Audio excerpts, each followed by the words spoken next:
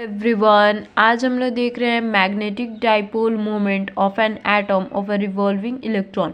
या ये टॉपिक आपको बोर मैग्नेटन के नाम से भी आ सकता है।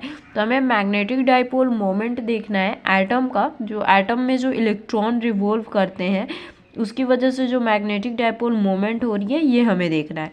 तो यहाँ पे देखिए, let electron is revolving around a nucleus in a fixed orbit on view of the one side current is found to be anticlockwise and found to be north pole and vice versa clockwise. ये जो लिखा है ये मैं आपको समझाती हूँ। यहाँ पे देखिए, यहाँ पे एक न्यूक्लियस है। न्यूक्लियस में क्या होगा, प्रोटॉन और न्यूट्रॉन होंगे। तो यहाँ पे प्रोटॉन और न्यूट्रॉन है और उसके आउटर ऑर्बिट में इलेक्ट्रॉन रिवॉल्व करता है। तो ये इलेक्ट्रॉन रिवॉल्व कर रहा है इस आउटर ऑर्बिट में, एक आउटर ऑर्बिट में, ठीक है, फिक्स्ड ऑर्बिट भी बोल सकते हो आप। और जो इलेक्ट्रॉन की डायरेक्शन होती है उससे अपोजिट करंट की डायरेक्शन होती है, ये हमें पता है। तो यहाँ पे देखिए, यहाँ पे जो है इलेक्ट्रॉन इस डायरेक्शन में मूव कर रहा है, तो जो करंट है, इलेक्ट्रिक करंट, वो इस डायरेक्शन में, मतलब इलेक्ट्रॉन के ऑपोजिट मूव कर रहा है। और यहाँ से यहाँ तक का जो आउटर ऑर्बिट से न्यूक्लियस का डिस्टेंस है उसे हमने आर लिया है, रेडियस है, ठीक है। और ये जो इलेक्ट्रॉन रिवॉल्व कर रहा है वो वेलोसिटी v से मतलब रिवॉल्व कर रहा है, उसकी स्पीड v है एंड मास जो है वो m है, ठीक है। और अब यहाँ पे देखो, यहाँ पे वेलोसिटी v से रिवॉल्व कर रहा है और मास m है। तो ये इलेक्ट्रॉन इस डायरेक्शन में जा रहा है और करंट इस डायरेक्शन में जा रहा है। तो करंट अगर इस डायरेक्शन में जा रहा है, फ्लो कर रहा है, तो वहाँ पे पोल्स भी बनेंगे, north pole and south pole. और हमने पहले देखा था, जहाँ पे नॉर्थ पोल होता है वहाँ पे क्या होता है, डायरेक्शन एंटी क्लॉकवाइज, और जहाँ पे क्लॉकवाइज होते हैं वहाँ पे क्या होता है, साउथ पोल होता है। तो अगर यहाँ पे ये इलेक्ट्रॉन ऐसे रिवॉल्व कर रहा है, तो अगर देखो समझो, यहाँ पे अगर ऐसे रिवॉल्व कर रहा है, यहाँ पे ऐसे, ठीक है, तो अगर इस साइड से कोई एक पर्सन देखेगा तो इसे क्लॉकवाइज दिखेगा। वहीं इसी इलेक्ट्रॉन के रिवॉल्व को अगर दूसरी साइड से देखेंगे तो उसे एंटी क्लॉकवाइज दिखेगा, ठीक है। तो वहीं यहाँ पे बोल रहा है कि देखिए, यहाँ पे on view of one side, अगर एक साइड से देखते हैं तो जो करंट है वो एंटी क्लॉकवाइज दिखेगा और वहाँ पे नॉर्थ पोल बन रहा है, क्योंकि जब करंट यहाँ पे क्या होता है, एंटी क्लॉकवाइज तो नॉर्थ पोल, क्लॉकवाइज तो साउथ पोल। और वैसे ही जब वहाँ पे करंट हम दूसरे साइड से देखेंगे तो वो हमें क्लॉकवाइज दिखेगा, और क्लॉकवाइज दिखेगा तो वहाँ पे साउथ पोल बनेंगे।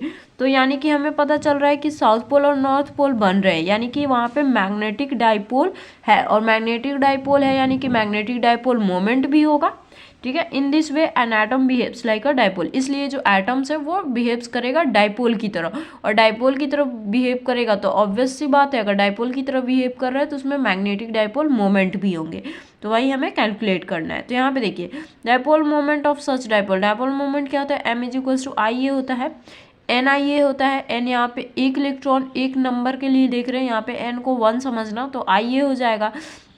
अब यहाँ पे देखो, यहाँ पे आई हमें पता है Q/T होता है। अब हमें यहाँ पे आई और ए निकालना है, ठीक है।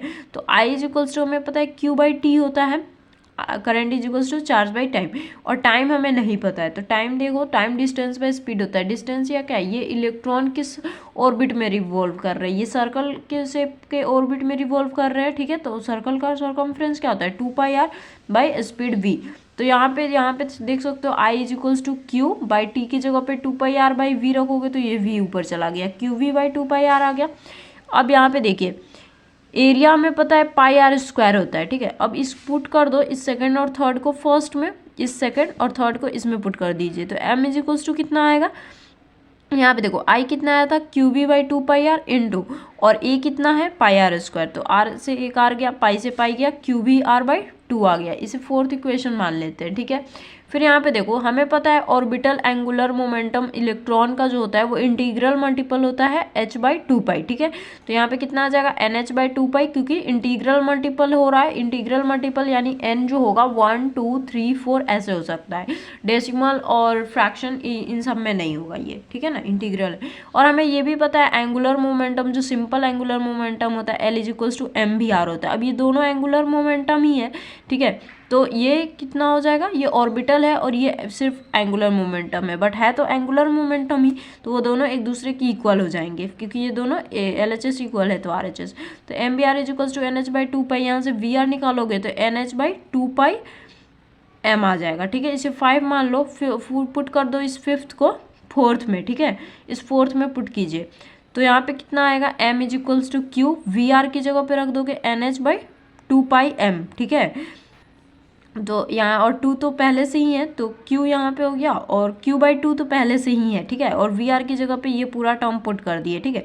और यहाँ पे अब हमें लेना है m is equals to QNH/2 2 जा 4 हो जाएगा 4πm, ठीक है ना।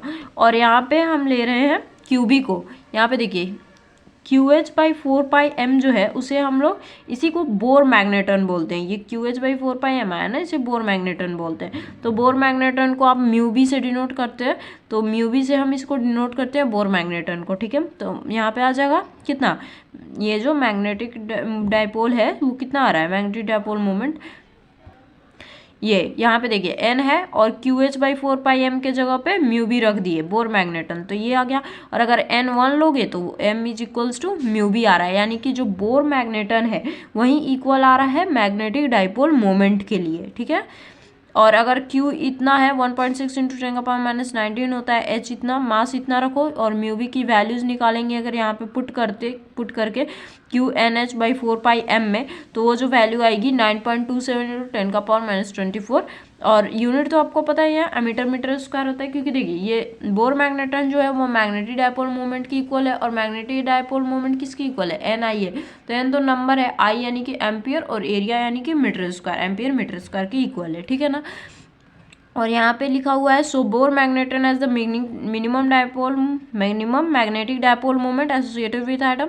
तो यहाँ पे देखिए जो बोर मैग्नेटन आया है, ये जो म्यू बी, वो मिनिमम मैग्नेटिक डाइपोल मोमेंट है जो कि एसोसिएट हो रहा है एटम से, क्योंकि हम वहाँ पे एक मिनिमम एक एटम के लिए देख रहे थे, तो वहाँ पे मिनिमम मैग्नेटिक डाइपोल मोमेंट आया है जो कि एटम से एसोसिएटेड है, ठीक है, due to orbital motion of an electron in the first orbit. किसकी वजह से, जो ऑर्बिटल मोशन हो रहा है इलेक्ट्रॉन का, ये जो इलेक्ट्रॉन रिवॉल्व कर रहे हैं इस ऑर्बिट में, उसके ऑर्बिटल मोशन की वजह से आ रहा है, उस ऑर्बिट में मूव कर रहे हैं, उसी की वजह से इलेक्ट्रॉन करंट जो है वो ऑपोजिट डायरेक्शन में फ्लो कर रहा है इलेक्ट्रॉन के।